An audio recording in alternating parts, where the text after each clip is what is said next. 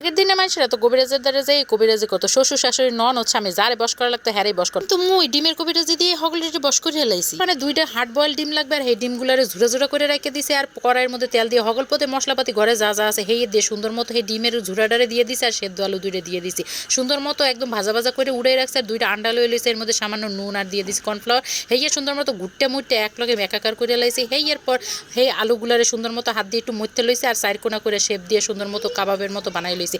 এই কিন্তু আবার কাবাব না কেউ আবার কাবাব মনে করে দৌড়ে চলে যায় না এর কিন্তু আরও কবিরাজি আছে। যাই হোক এই কাবাবগুলারে সামান্য কর্নফ্লাওয়ারে উল্টাই পাল্টাই হগল বাপে সুন্দর মতো লাল লাল করে ভাজা লয়ে লইছি। ভাজা হয়ে গেলে এই ডিমের গুলাটা তেলের মধ্যে দিয়ে সুন্দর মতো এই কবিরাজি করে লাইতে হবে। এই কিন্তু দেখেই কইতে হবে বোঝানোর কিন্তু কোনো কিছুই নাই। যখন এই কবিরাজি হয়ে যাবে এই কাবাবটারে দিয়ে চামচ দুইটা চামচের সাহায্যে উল্টাই পাল্টাইয়া রেডি করলে তৈরি হয়ে যাবে এই ডিমের কবিরাজি। এই ডিমের কবিরাজিটা খাইতে কিন্তু বেমালা পরিমাণের মজা। রেসিপি ভালো লাগলে কিন্তু লাইক কমেন্ট শেয়ার দিতে মোড়েও বলবেন না, সাথে করে পেজটারে ফলো করে দিয়ে যেন।